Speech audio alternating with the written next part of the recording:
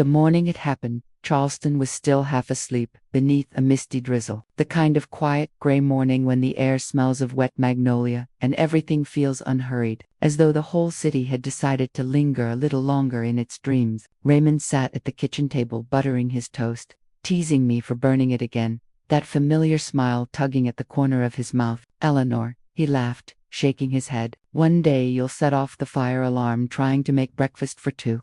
Then you'll get to scold me from the other side of the kitchen, as usual," I replied, rolling my eyes, and it was such an ordinary moment. So painfully ordinary. That was the cruelest part, how utterly ordinary it all was, before the phone rang. The call came just after 8:30, slicing through the calm like something sharp and irreversible. A voice I didn't recognize asked if I was Mrs. Pierce, and then the words tumbled through the receiver: accident, Ravenel Bridge, truck collision, critical condition. For a second, I truly thought they had the wrong number. Raymond had left barely 20 minutes earlier to drop off paperwork at the harbor office, and it seemed impossible that a life could unravel in such a short stretch of time. By the time I reached the hospital, my hands were shaking so badly I could barely sign the forms, the pen trembling against the paper as though it belonged to someone else. The air smelled of antiseptic and coffee, and the clock above the reception desk ticked too loud, each second landing like a warning, as if it knew time was running out. Dr. Patel met me outside the ICU, his voice careful, almost rehearsed. "Mrs. Pierce, your husband suffered massive internal injuries. We're doing everything we can, but you should call your family." I nodded, numb, as if the movement were mechanical, and dialed Ethan. It rang several times before he picked up, his voice casual, distracted. "Mom, can this wait? We're setting up for Lydia's mom's birthday. You know how she gets about timing." I pressed the phone tighter to my ear, my knuckles white. "Ethan," I said slowly, forcing the words through the tightness in my throat, "your father's been in an accident. He's in surgery. It's bad." There was silence, then a sigh. "It's her 60th, Mom. Can I come tomorrow morning?" For a moment, I couldn't speak. The words didn't fit the world I was standing in. The beeping monitors, the smell of blood and disinfectant, the man I'd loved for 42 years fighting for his life down the hall. "Your father might not have tomorrow," I whispered, but Ethan just said, "I'll call you later," and the line went dead. 2 hours later, Dr. Patel returned, his eyes heavy with the kind of exhaustion that comes from delivering too much sorrow. "I'm sorry," he said simply. Ramon's hand was still warm when I took it in mine. Leaning close to whisper, "He waited for you, Ethan." Outside, the drizzle had stopped, and Charleston's sunlight spilled across the wet pavement, cry bright, as if the city itself refused to grieve with me. The day of the funeral felt like walking through someone else's dream, unreal and muffled at the edges. The Charleston sky was pale and heavy, threatening rain that never came, and the church smelled of lies and damp wood. Every sound, the shuffling of feet, the closing of hymn books echoing too loud in the hollow space inside me. Raymond's casket sat near the altar, draped in the old Navy flag he'd kept folded in our attic since retirement, and the sight of it made my throat tighten painfully. He'd always said he wanted a simple service, no fuss, no speeches, but I hadn't imagined it would also mean no son. I kept glancing at the door, waiting for Ethan, and each time it opened, my heart jumped and then fell again. By the third hymn, I stopped looking. He wasn't coming. After the service, people lined up to whisper condolences. I barely heard. "He was a good man. He loved you so much. Your son must be devastated." I smiled politely and nodded, as if Ethan's grief were somewhere in the room, hidden behind the pews. But it wasn't. It was in another house somewhere across town, wrapped in balloons and birthday cake. When I finally returned home that evening, the house felt like a mausoleum, heavy and airless. Raymond's slippers were still by the door, his reading glasses resting beside the newspaper he'd never finish. I sat at the kitchen table where he used to sip coffee and tried to imagine him there, laughing about something trivial. But the silence pressed too hard. Then my phone buzzed a notification. Lydia's face filled the screen, her wide smile bright, her glass of champagne raised high. The caption read, "Best birthday ever. Love my hubby and family so much." The photo had been posted 3 hours earlier, the exact time the minister had been saying the final prayer over Raymond's coffin. I dropped the phone. It clattered across the tile face down, and for a long moment I just stared at it, my chest hollow. There was no anger yet, only disbelief, a quiet unraveling inside me that felt worse than rage. At the reception the next day, one of Raymond's old colleagues, Tom Dillard, approached me hesitantly and said, "Elena, I'm sorry if this isn't the time, but Ree mentioned helping Ethan out again. He seemed worried. I thought you should know, helping him out again."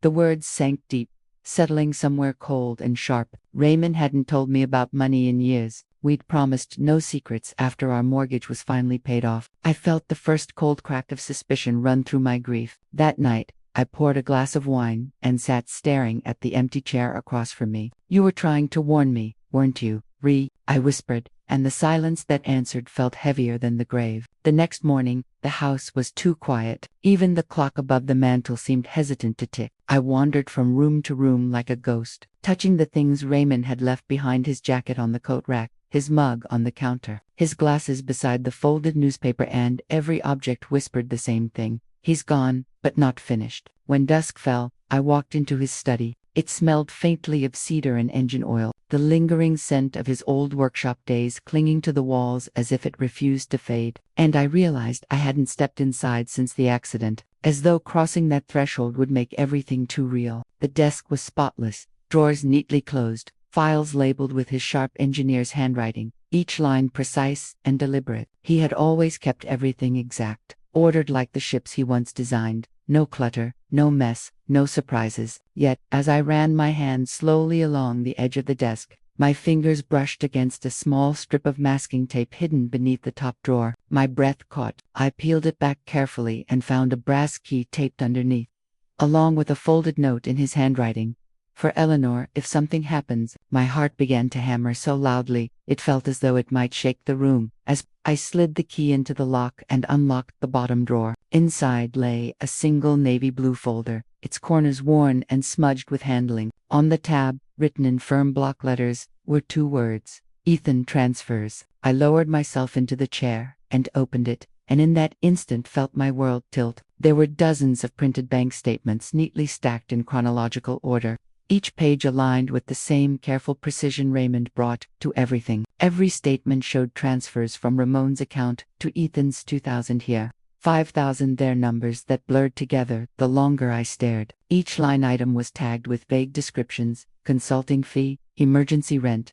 medical loan. The most recent one, $12,000, was labeled Lydia's family expenses. My hands trembled as I turned the pages, and at the very back of the folder lay a folded sheet of yellow paper. The sight of his handwriting made my breath catch painfully in my chest. It was Raymond's, written in the same pen he always used to jot grocery lists. The note was addressed simply: "Ethan, this is the 3rd time you've lied about where the money is going. I've kept quiet because your mother believes the best in you, but I'm running out of excuses. If I find out you've used our trust against her again, I'll stop helping you altogether. Don't make me choose between my son and my integrity." It wasn't signed, but it didn't need to be. The ache threaded through every word was his signature. I sat there for a long time, the letter trembling in my hands until tears blurred the ink and turned the lines into shadows. Raymond had been trying to hold everything together behind my back, shielding me from the truth because he knew I would want to believe the best. And suddenly I understood why he'd looked so tired the week before the accident. It hadn't been age or work weighing on him. He had been carrying betrayal. Slowly, I folded the letter fully and placed it back inside the folder, my movements deliberate, almost ceremonial, and whispered into the dim, quiet room: "You won't have to protect me anymore, Ray. I'll finish what you started." 5 days after the funeral, the sound of tires crunching on gravel broke the heavy stillness of the house. When I looked out the window, Ethan's car sat in the driveway. Lydia remained inside with her sunglasses on, the engine idling, her posture stiff and impatient. It was the first time he had come by since his father's death. I opened the door before he could knock. He stood there holding a bouquet of supermarket lies, their petals already drooping at the edges. "Mom," he said softly, "I'm sorry I couldn't make it sooner. Things have been hectic." I stepped aside without speaking, and he followed me into the living room, where the air between us felt thick with everything neither of us wanted to say. Raymond's armchair still faced the window, untouched since that morning, and Ethan glanced at it only to quickly look away. I gestured for him to sit. He perched on the edge of the couch, tapping the flowers nervously against his knee, like a metronome marking time. "Lydia wanted to come, but she's not great with grief," he began. "You know how emotional she gets." I nodded slowly, slipping my phone into the pocket of my cardigan and pressing the record button without looking at it. When I spoke, my voice came out steady, calm, practiced. Did you know your father called you the night before the accident? He hesitated, blinking. He did. I must have missed it. We were having dinner at Lydia's parents'. It was her mom's birthday. Big thing. You know how they are. I said nothing, and the silence stretched long enough that he began to squirm under it. He should have texted, he muttered, as though that detail could soften anything. Then I reached for the blue folder and laid it carefully on the coffee table between us. The soft thud of paper against wood made him flinch. What's that? He asked. Your father's bank records. He stiffened instantly. Mom, if you're worried about, I'm not worried, I cut in quietly. I'm informed. I slid the yellow letter across to him. He wrote this 2 weeks before he died. Ethan unfolded it, scanned a few lines, and exhaled sharply through his nose. Dad misunderstood. We were helping Lydia's parents with some medical bills. He overreacted. I met his eyes and held them. He understood perfectly. You lied to him, and to me. His jaw tightened. You don't know the whole story. No, I said softly, but I know enough. Outside, Lydia honked the car horn twice, sharp and impatient. Ethan stood, leaving the flowers abandoned on the couch like an afterthought. Let's talk another day, okay? I walked him to the door and opened it. There won't be another day, Ethan. He blinked at me, confused, but said nothing as he stepped outside. The car pulled away and disappeared down the oak-lined street. I watched the fading taillights until they vanished and whispered into the empty house. You just wrote yourself out of our story. The next morning, the air in Charleston felt sharper, like the city itself had decided to shed its humidity and begin again. I woke before dawn, brewed coffee I didn't drink, and gathered the folder, Raymond's letter, and my phone containing the recorded conversation. By 8, I was seated in the polished wood office of Alton Reed, our family attorney and Raymond's oldest friend. Alton was in his 70s now, white-haired and kind-eyed, the sort of man who never needed to raise his voice to make people listen. When he saw me walk in clutching that blue folder, his smile faltered, the warmth draining from his expression as concern settled in its place. Eleanor, he said softly, rising slightly from his chair, I was going to call and check on you this week. I didn't return the smile. I walked forward and placed the folder carefully on his desk. I'm here to change my will. He paused at that, the words hanging between us. Already, I met his gaze without wavering. It can't wait. We sat in silence for a moment before I told him everything: the transfers, the lies, the phone call from the hospital, the letter Raymond had written but never sent. He didn't interrupt once. Not a single question, not a single sympathetic murmur. Only when I finished did he lean back in his chair and exhale, slow and deliberate. I suspected something, he admitted quietly. Ramon came to me a few months ago about Ethan's financial issues. He wanted to revise some paperwork but never got the chance. I nodded once. Then I will. Alton reached for his legal pad and flipped it open. Tell me what you want. I laid it out clearly, without hesitation. Every asset: our home, our savings, Raymond's stocks. The pension account would go into a living trust for Sophie, our granddaughter. The trust would remain sealed until she turned 25, with partial access for college or housing. Not a dollar would pass through Ethan or Lydia's hands. And I wanted a clause: if either of them tried to challenge the trust, they'd forfeit every legal right to contact, control, or claim guardianship over Sophie's assets until the trust dissolved. Alton frowned slightly. You're protecting her? Yes, I said evenly. From her own parents. He hesitated, his pen hovering over the page. Eleanor, this will burn bridges you can't rebuild. I turned my head and looked out the window. The harbor shimmered in the distance, sunlight cutting through the fog in pale streaks. Those bridges collapsed the moment my son chose a birthday party over his father's deathbed. When I signed the new documents, my hands didn't tremble. For the first time since Ramon's accident, I felt something close to steady, not peace exactly, but purpose. Before I left, I handed Alton an envelope labeled for Sophie to be opened at 18.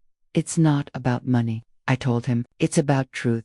He nodded and sealed the file. Raymond would be proud of you, Eleanor. Outside, the wind carried the faint smell of salt and jasmine, and I whispered to the open air, I hope he's listening. A week passed before the storm broke, and it did so quietly, disguised as an ordinary afternoon. I was pruning the hydrangeas when I noticed an envelope wedged inside my mailbox. There was no return address, just my name written in neat, careful handwriting, Sophie's handwriting. My pulse quickened. Inside was a small black flash drive and a sticky note that read, "Grandma, I think you should hear this. Please don't tell Dad."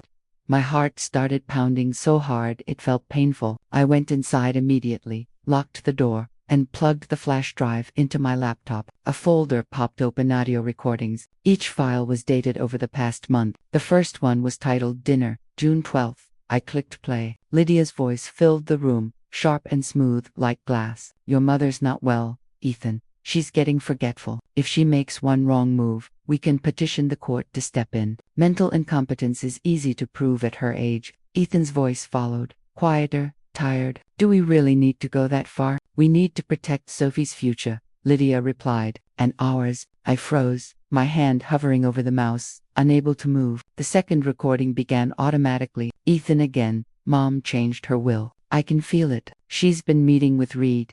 Lydia laughed, a small, ugly sound. "Then we'll make Reed question her state of mind. Old people in grief. It's textbook. I've seen it on shows." I stopped breathing. The faint sound of clinking dishes in the background made it worse than normally, of evil hidden beneath dinner conversations. Then the third file played, and it broke me. It wasn't Lydia or Ethan speaking. It was Sophie. Her voice was barely a whisper, the phone mic close to her mouth. "I know what they're planning, Grandma. I'm saving this so you'll have proof." "I believe you."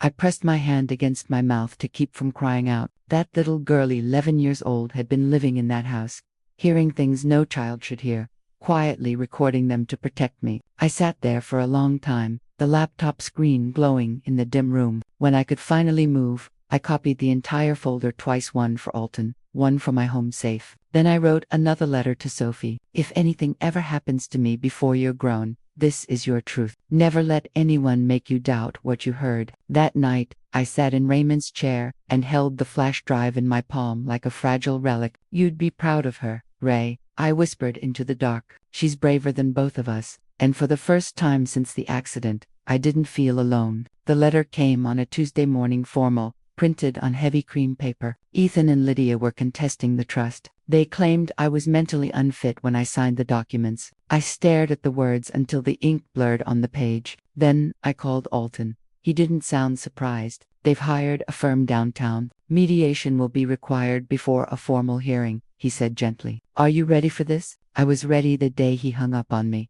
I replied. 2 weeks later, we sat in a conference room that smelled faintly of lemon polish and air conditioning. A round glass table sat in the center, a bowl of mints placed carefully beside bottled water lined neatly in a roaster. All civility before war. Ethan looked smaller than I remembered. His shoulders slumped, and his suit hung loose on his frame. Lydia, though, was all poise, hair perfect, smile rehearsed, and she sat beside him, clutching a folder thick with papers, her nails clicking against its cover like a metronome, the sharp little sound echoing in the quiet room. The mediator, a calm woman in a navy blazer, began softly. "We're here to discuss Mrs. Pierce's estate and the concerns raised by her son and daughter-in. Let's proceed respectfully." But Lydia jumped in first. Her voice smooth and measured. "We love Eleanor dearly, but grief can cloud judgment. She's been confused, paranoid even. We're only trying to ensure fairness." And the word fairness tasted sour in my mouth,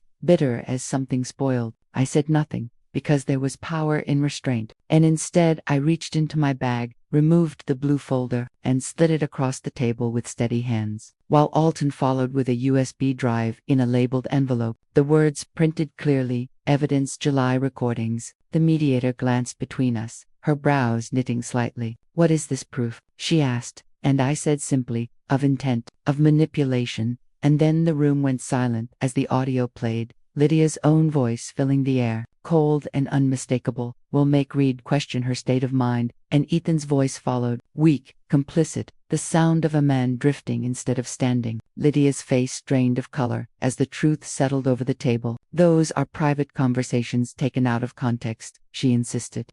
But the mediator paused the recording and said calmly, "Mrs. Pierce, these demonstrate clear undue influence. The trust remains legally sound." And Ethan pressed his palms together, staring at the floor like a boy caught doing something he didn't fully understand. "Mom, I didn't know she was recording," he muttered. "No," I said softly, the weight of it pressing against my ribs. "You didn't know your daughter was listening." And for a long moment, no one spoke. the silence thicker than any argument. Lydia stood abruptly, gathering her things in a flurry of indignation. "This isn't over," she snapped, storming out, her heels clicking down the hallway like a gavel hitting marble, sharp and final, while Ethan stayed seated, trembling slightly. "I never meant for it to go this far," he said, and I stood steady and calm, feeling older than I had that morning. "That's the difference between us, Ethan. You never mean it until it's too late."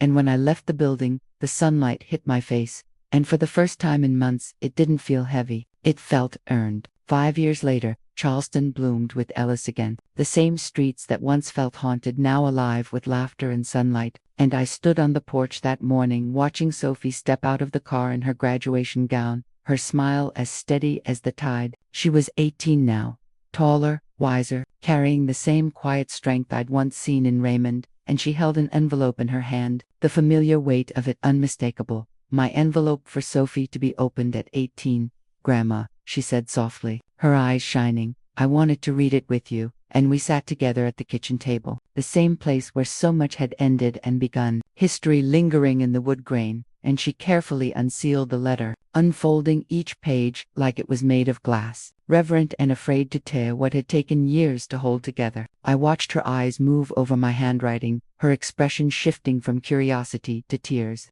And when she finished, she looked up, voice trembling. "You really did all this for me?" I nodded, because there was never another answer. "For you and for your future and for your father, even if he doesn't know it yet." And she reached across the table and squeezed my hand, her grip warm and certain. "I always believed you, even when they said you were confused."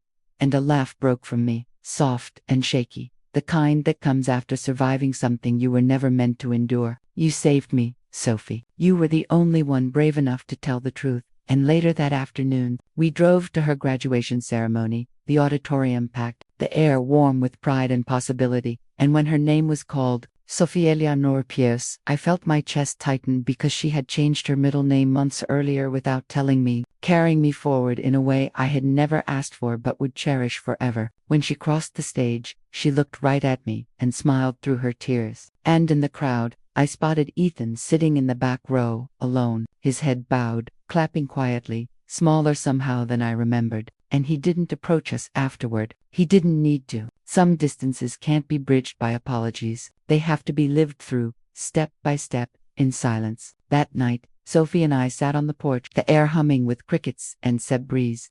And she leaned against my shoulder and whispered, "I got into Vanderbilt pre-law. I want to help people like you, people who need someone to speak up for them." And I smiled, blinking against the sting in my eyes. "Then you'll do what I couldn't for your father. You'll turn pain into purpose." And she rested her head on my arm, her voice sure and gentle. "I learned it from you." And as the moonlight washed over the garden, silver and forgiving, I looked toward the stars and whispered, "She's going to be all right, Ray. We both are." Lesson: love is not proven by words or gifts. It's proven by showing up when it matters. Silence may protect you for a while, but truth endures far longer. In the end, justice isn't always loud. Sometimes it's a quiet girl pressing record to save what's left of a family's soul.